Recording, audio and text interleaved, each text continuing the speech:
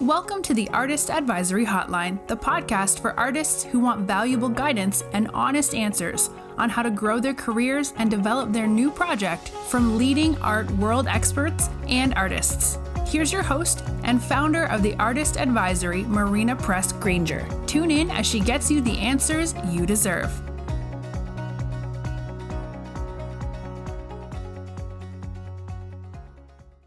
Hello, artists. I'm your host, Marina Granger. And today in the hotline, we have a very special guest. We've got Whitney Uland of How to Be Famous.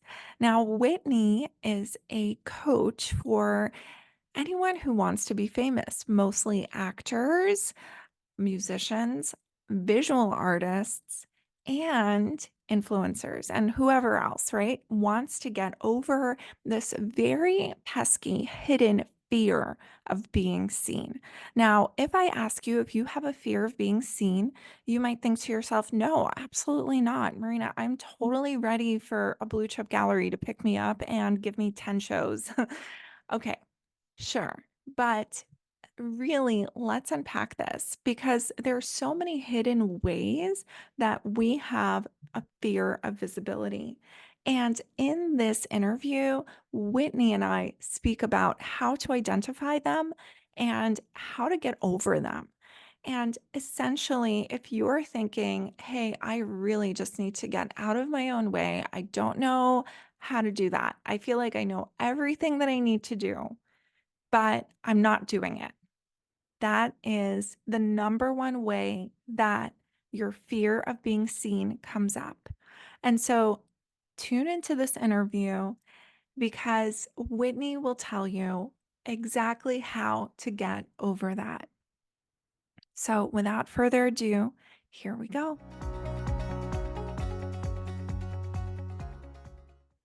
Hi, Whitney. I am so honored and excited to have you on our podcast today because I feel like you're such a celeb.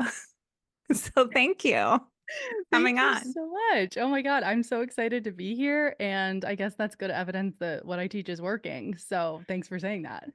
I mean, you fooled me. No, but it's not that you're fooling anyone. I mean, you are the real deal. So, Whitney, I came across your content, your podcast, everything you blew my mind when you said that one of the biggest things that holds people back from getting themselves and their work and everything out there is their fear of being seen, right?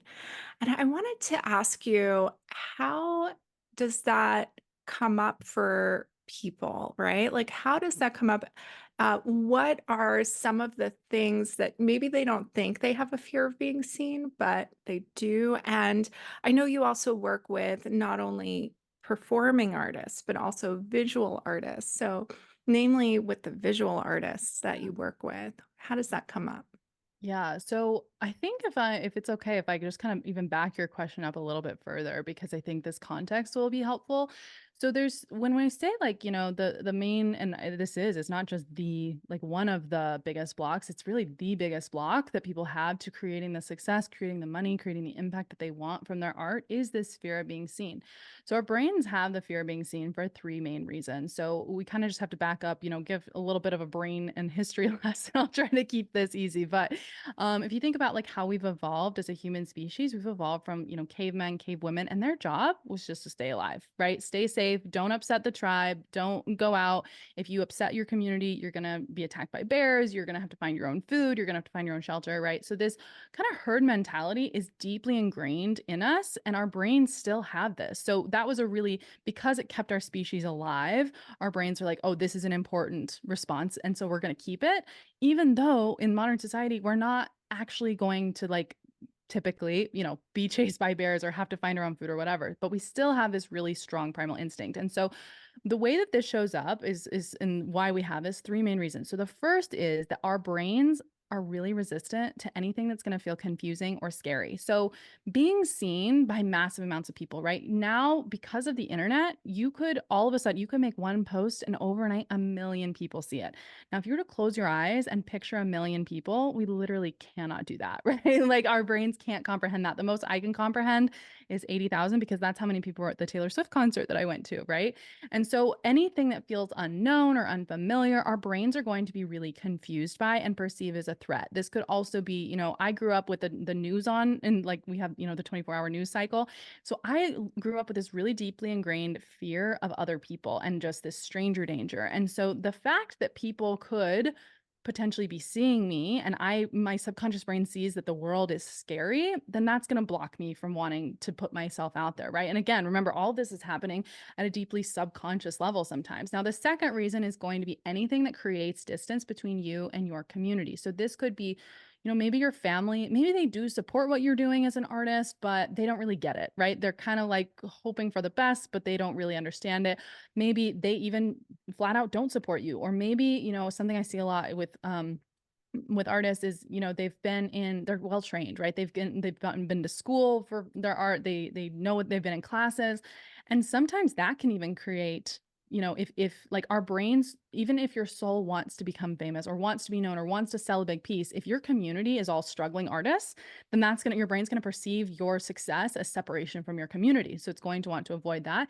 And then the third thing is just going to be any like past negative experiences, right? So anytime maybe you submitted to a gallery or whatever, you got rejected, or you put yourself out there and people made fun of you, or even this could be something like at a school talent show you got made fun of when you were 5 years old, right? These negative experiences is kind of like if a kid touches a hot stove, then the kid's going to be like, oh, I'm not going to do that again, right? And so our brains really pick up on these things at the subconscious level. And so anything, again, that your brain perceives as threatening, it's not going to want to pursue. And so what ends up happening, and kind of how this translates, especially for, my visual artists, is they don't create at their highest level, right? They create things they're kind of just responding to the zeitgeist. I like to say, you're responding to the zeitgeist instead of creating it. You're listening to what other people's voices, and sometimes you don't even realize that, instead of listening to what inspires you, what lights you up.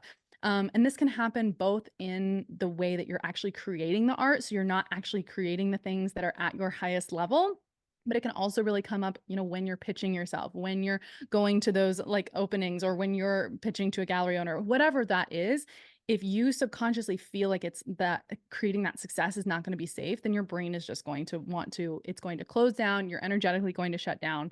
And so your brain's just not, it's like these sneaky ways of self-sabotaging. So it's one of those things where it's like nothing has gone wrong when this happens, but it's not the most helpful when you know that you're meant to be doing this, when you know that you're meant to be making an impact and, selling, large pieces or whatever that looks like for you, or creating a following online, right? So that's kind of how that's what I do, is help people overcome those fears.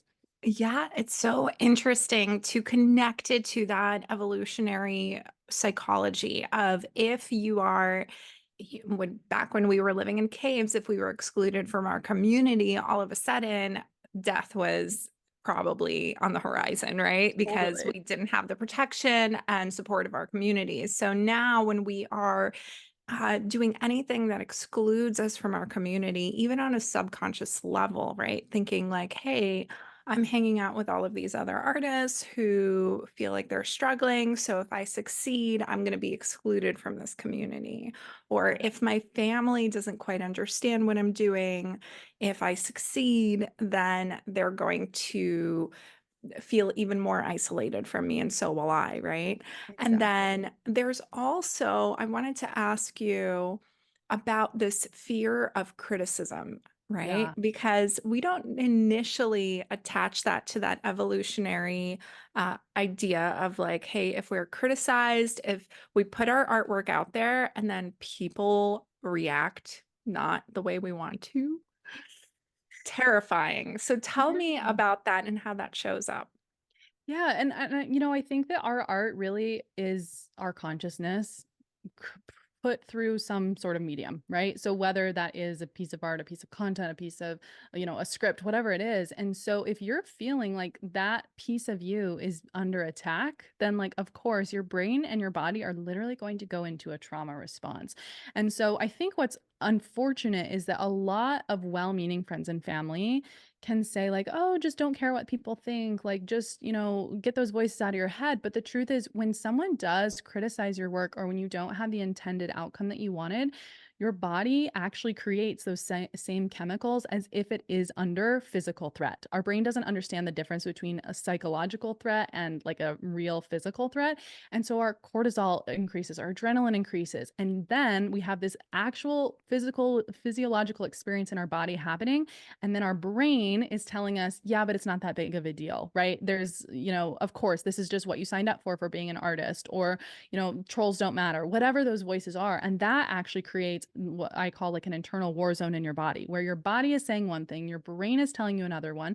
And so you end up moving into a fight or flight, a trauma response, which, and this can be big T trauma, but little T traumas are these things that are just too much for your particular nervous system. Now, artists, creatives, influencers, we have a really heightened emotional sensitivity, which means that the things that are going to put us into a trauma response could be perceived like, a lot of my clients, and this is myself included, grew up hearing like, oh, you're so dramatic, right? You have these big feelings, whatever.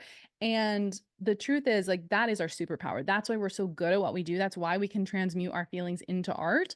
And yet that can be a huge barrier, because these little things that might not set other people off set us off. And your body literally has a physiological response, and you create this internal war zone in your body. Now, what happens from that? There's 4 responses. So there's fight, right? That's when, for for me, sometimes it's like I get a hater online and I just want to like snap back at them, right? Or the flight response would just to be like, I'm done. I'm not doing this ever again. I quit. The freeze response is going to just be to stop taking action. And maybe you're kind of tricking yourself into thinking you're doing things, but you're taking action that doesn't actually move the needle anymore. And then the fawn response is also really common. And that's when you're trying to essentially appease other people. It's people pleasing so that you resist being attacked in the future. So this is where, sometimes when people have, had a lot of public failures or even private failures, right? Or you've just been at it a long time and it hasn't worked yet, then we start to move into this fawning response, which is when your art stops to be authentic because you're just trying to appease, the audience or the buyer or whoever it is. But these 4 trauma responses are keeping you from your superpower. They're keeping you from your authentic voice. And the truth is, the art that really speaks to people has to be triggering, right? Anything that's going to grab. So I like to say fame is just the resource of having people's attention. And so your work inherently has to trigger people in order to get that attention. And you can trigger people in a positive way, make them feel inspired, make them feel good. Your art can also make them feel uncomfortable, right? Like some of the best pieces of, I'm thinking of like Coco Rocha, her work is sometimes it just makes you feel so uncomfortable when you're looking at it. And some of the best artists do that. But when you're in a state of, fight, flight, fawn, or freeze, you're not going to be able to feel safe enough to create that kind of work because your body is having a response where it doesn't feel safe. So, and the best way we could describe this is, if there's someone who's running away from a bear, all of their energy needs to go to running away from the bear, not from then also composing a beautiful sonata, right? So it's really about like rebalancing your nervous system and getting it back to safety, because that's where your best creativity lives. And that's where your nervous system actually feels safe creating the work that does trigger people. Now, what are some of the ways that we can start to rebalance our nervous system? How do we deal with this? How do we get over these trauma responses? Yeah.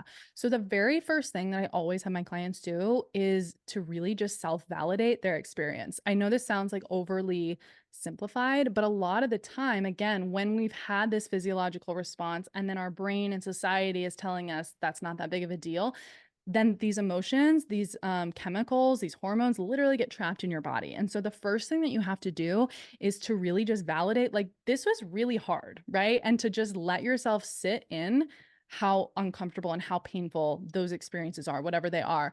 It's kind of like, and artists, we're so compassionate to other people, right? If someone else were to tell us, you know, I just really put my heart into something and it like failed. I completely fell on my face. we would have so much compassion for them. And yet for ourselves, we have this like inner critic that makes us sometimes like it helps us become better artists, but then we use that against ourselves and we don't let ourselves feel the emotions that actually need to happen. So the first thing I always say is to, self-validate, to give yourself compassion for those emotions. And the second thing is going to be, that nervous system regulation. So that can be, there's a million ways to do it. Of course, I have ways of walking my clients through and really creating that like mind body connection. But this could be yoga, this could be meditation, this could be just literally sitting and processing and feeling your feelings, which I know is like, it sounds so basic. Of course, feelings are meant to be felt, but most of the time what we do is we intellectualize them. And that's what actually keeps that war zone happening in your body. So of course, there's a million ways to regulate your nervous system. That's why they say, I'm a huge believer that exercise, the reason that it makes us happy is because it forces us to process through those chemicals in our body. And so, finding ways to move your body, whether it's going for a walk or, yoga, meditation, that kind of thing can really help you like rebalance that nervous system. That is so interesting, especially that point about self-validating and allowing ourselves to be vulnerable with ourselves. Because Yeah. when we're vulnerable, when we see other people who are vulnerable, we suddenly fall in love with them. We Mhm. suddenly align with them. We want to help them. Human beings were like naturally helpers, right? Like in Dale Carnegie's book, How to Make Friends and Influence People, he says, you always want to have somebody do a small favor for you before you ask them for something big, because then they will feel like they can help you. They will love you more. Like he says, like ask someone for a pen or something like that, right? And so that is so fascinating how we are so tough on ourselves sometimes when it comes to that set or state of vulnerability that we allow ourselves to be in. So self-validating. Fantastic. Now, the next thing you said was the nervous system regulation. Huge. I got to tell you, Whitney, recently I realized that I was in major fight or flight mode for like a little bit too long. Yeah. And I started doing somatic exercises. Have you ever tried this? I mean, I Oh yeah. imagine you have. Yeah. Mind blowing. So good. Right. It's so And good. suddenly you get so much more. I mean, I'm not a visual artist, but I feel like I'm creative in my business. And I lost that spark of creativity before I started, when I was in my fight or flight mode. And then after I started doing these somatic exercises, which, it's anything for anyone, it's move your body, right? I finally started to get clarity in my business, clarity in my creativity, and I let go of my fears of perfectionism, which is another Mm. thing. Like I started, I'm all like, Whitney, let me tell you everything. I started posting my podcast more often and things like that. But speaking about content and creatives, right? So there are so many artists that I work with who have this fear, I guess, or resistance. Let's call it resistance because we don't know if it's a fear yet. You'll tell us. But they have a resistance to posting on Instagram. Yeah. And they come up with so many reasons why they don't want to. Like, hey, it's too tedious. I don't know what to post, or I don't know if it's going to look good, and so on and so forth. So, what do you say to our listeners who are in that boat where they're like, I just cannot post today? Yeah.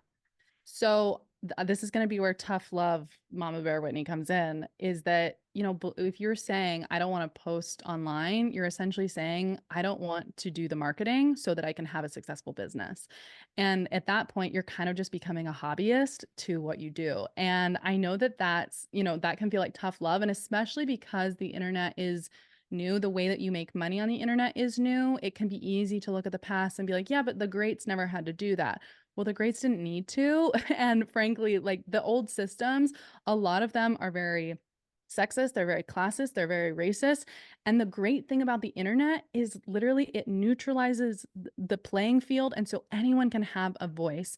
And so, what I would really encourage if anyone has resistance to looking at, and I'm guessing if you do, you feel really triggered by me saying this, but I want you to just make a list. What is it protecting me from by not showing up online? And it's always going to be one of those three buckets, right? The fear of the unknown, the fear of what my community is going to think, or have had negative past experiences. Your brain, again, does not our brains, this is the thing about creatives. Anything that you have a strength, when it goes into overdrive, it can also become your biggest weakness. So you're a really creative person, which means your creativity is going to find really creative ways of self-sabotaging. So it's going to sound really neutral. It's going to sound really justified. It's going to sound like, oh, I just actually don't care about content. Actually, I just don't, whatever. Actually, this doesn't matter to me. But that is just your brain finding an out so that you don't have to do the vulnerable thing, because your brain doesn't want to be seen. Again, your brain doesn't, of course you would prefer, like everyone wants to just be discovered in a vacuum or make those interpersonal relationships. The other thing though that I love about showing up online is that, and I've seen this time and again, is that I am such a big believer. I mean, you can use whatever word you want for it, creating, manifesting, whatever. But showing up online gives you an opportunity to become the person who people want to buy from. So as you continue showing up in that expert field and really putting yourself in the arena where people can see you and people can perceive you, that's when you become the person who is strong enough to be seen and whose work is actually worth the money. So I think like just using it as a training grounds, that can be a good way to kind of like hack your brain into being, whatever. And again, brain, it's kind of like people, I think, in the art world, and I see this a lot with my actors too, right? They're like, no, I just want to do the traditional Hollywood route. And to me, that's very equivalent to saying, well, I only want to become someone with old money. I don't want to be someone with new money. And I'm like, okay, well, if you have old money, then like good for you, go off. But at the end of the day, money is money. And do you really care? Like, and to me, again, that's just people copping out and faking the fact and like finding a way to hide because they're not willing to risk being vulnerable and to have their work rejected or screenshot and say, who the fuck does this person think they are? Or, this person is so cringe or whatever. That's what your brain is actually avoiding.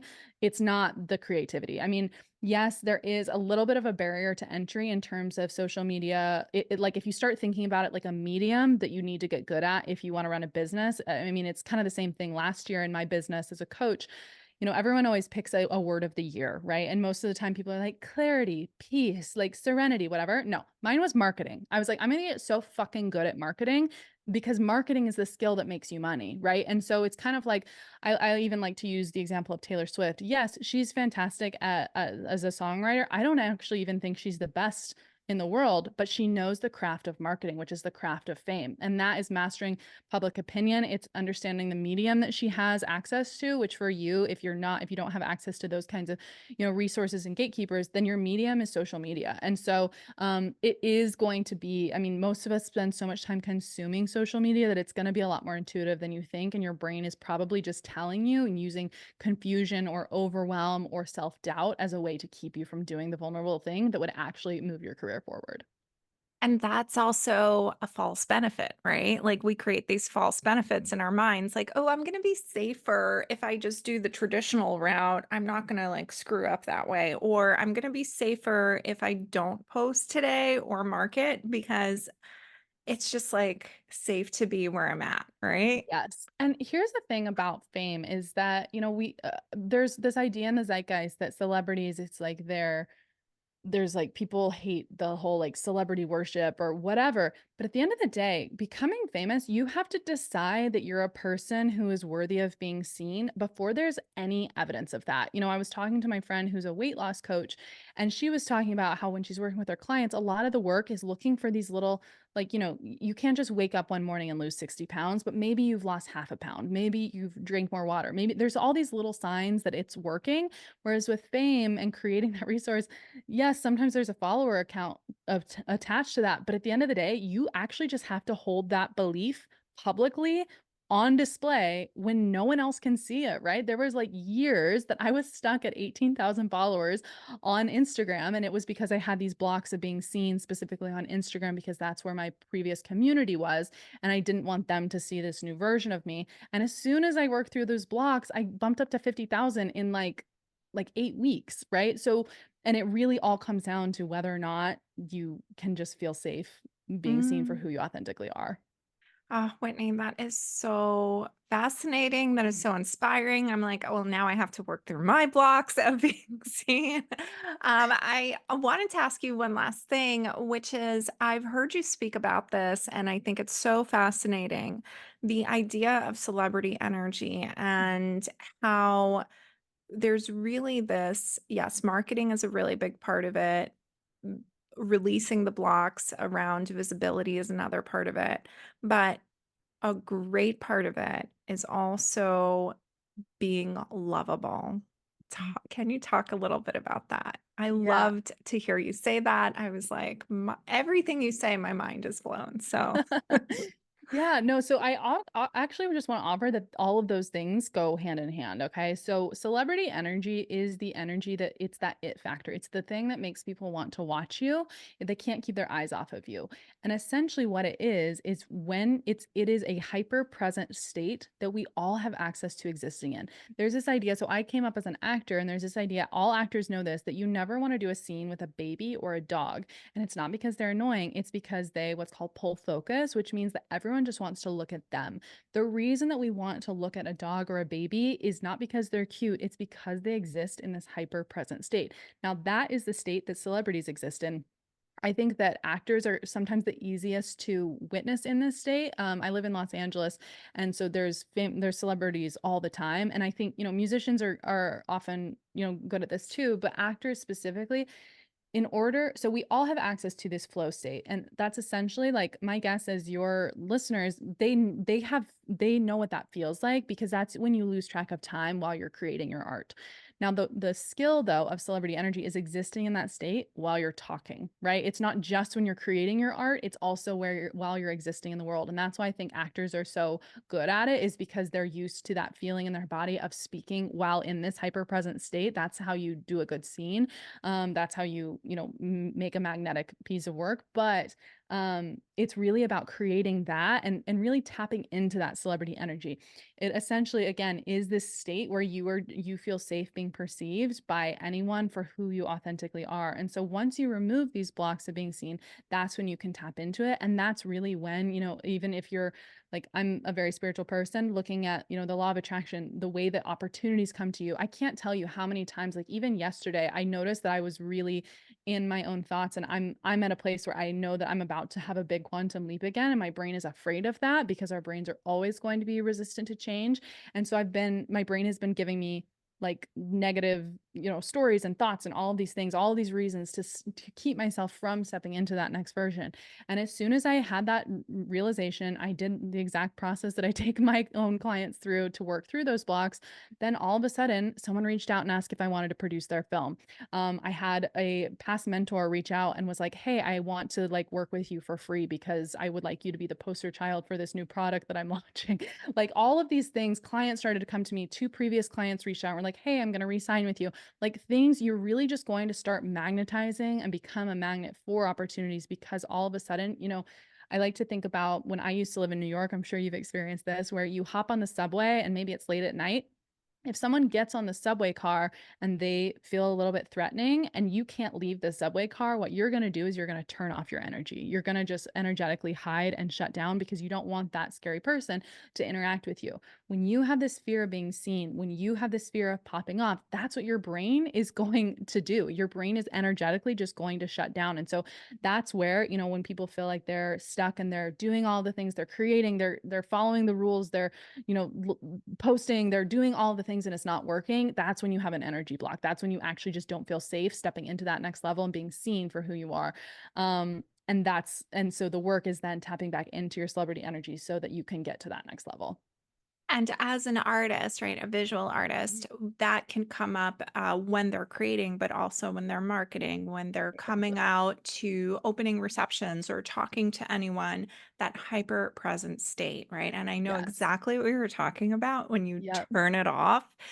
Sometimes even I tend to turn it off when I'm like, oh, I can only serve these set of clients and I can't get Yeah. more. So I just kind of like turn it off as well. So the idea is also to have the capacity, right, to Yes. for everyone. Yeah, and I love thinking about, fame and I think, as humans we're evolved to grow, we're evolved to change, and I like to think of fame as a video game, new levels, new devils, right? And so the work about becoming a celebrity is continuing to expand into those new levels, Yeah. right? Getting to that place even if it is something where you're like my client load, like if your brain is like I can't handle more clients, then of course your energy is going to shut off and you're not going to be energetically open to them. And the work then is expanding into how can I make, maybe it's my offer, maybe it's my package, maybe it's the way that I'm positioning, whatever. How can I make it so that I can expand if that's something that you want to do, of course. Mm. But really finding the way. And what's interesting about creating fame is you can't really create it's easiest for us to create results when we're at a rock bottom, right? If you are completely down on your luck, you have no money, then you're going to feel motivated to go and create more. But it's when you have something that's already working and you have to scrap that in order to go to the next level, that's where the challenge is. And that's not something our brains are naturally wired to Ah, do. And so that's where people will get stuck. And something I see a lot is, you have these subconscious blocks, or, maybe they're conscious of like, oh, I can't handle a bigger load, or I wouldn't want these things. Then of course, then what ends up happening a lot is we stay in that cycle for so long that then we kind of just shy away. And so then we have to start over when we do feel ready for more or whatever. And so the work is really about shortening that, collapsing that timeline so that you can just continue ascending to those new levels, without having to do the start and stop and the start and stop, which is what our brains are naturally just going to do.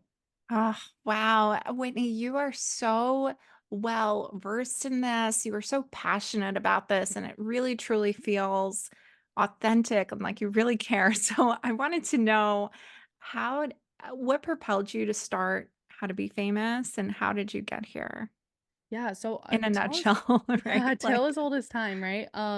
I found the coaching world and the healing space, I think how most people do, which was just from my own trauma. I was raised in a cult.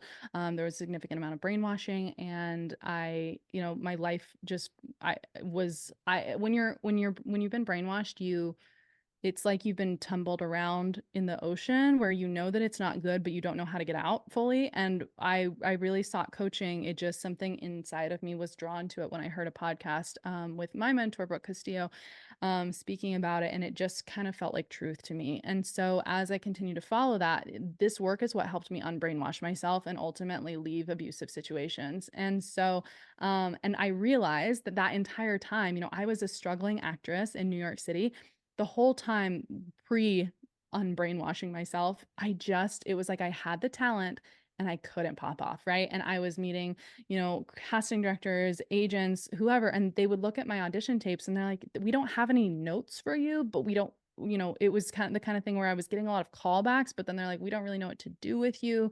You have the talent, but it wasn't quite fitting. And so, but what I realized was as I started to do this work of unblocking myself, unbrainwashing myself, and ultimately healing, that's when my work started to pick up. That's when my work started to take off. And so, by 2019, that was when I was traveling the world with my work that I was writing, directing, producing. I was winning awards. I was making a full-time living as an actor. I had signed with a top agency. I had a development deal. Things were like really on the up and up. I was writing, directing, and producing my first feature film. And then of course the pandemic. Well, 2019 though, I also just had this pull of like, hey, maybe get certified in this. This could be something that you really enjoy. You're thinking about this all the time. And so it was a really organic blend once, and so the middle of 2019 was when I launched my business officially. And I just kind of was like, hey, this is what I'm doing. And people had seen me, right? They had seen my transformation. They're like, I want whatever she's drinking. Like, I'll have that. Right. And so I was able to build my business that way. And then of course in 2020, the development deal fell through, the agency shut down, they shut down this last year, but my film lost funding, like all of the things when my acting career really took a pause. But that's when so many artists needed my work and needed the healing. And so my business kind of took on a life of its own. And that was when I signed my first celebrity client and realized that I was just like, oh, fame, interesting. That's just a result that you can create. So it's kind of just taken off since then, but I love what I'm doing, and I'm starting to get that creative itch again to start filmmaking again. So we'll, and to find the ways for those to go hand in hand. But it's really been an intuitively led creative and spiritual pursuit, which is, I Oh, think, the best way to run a business.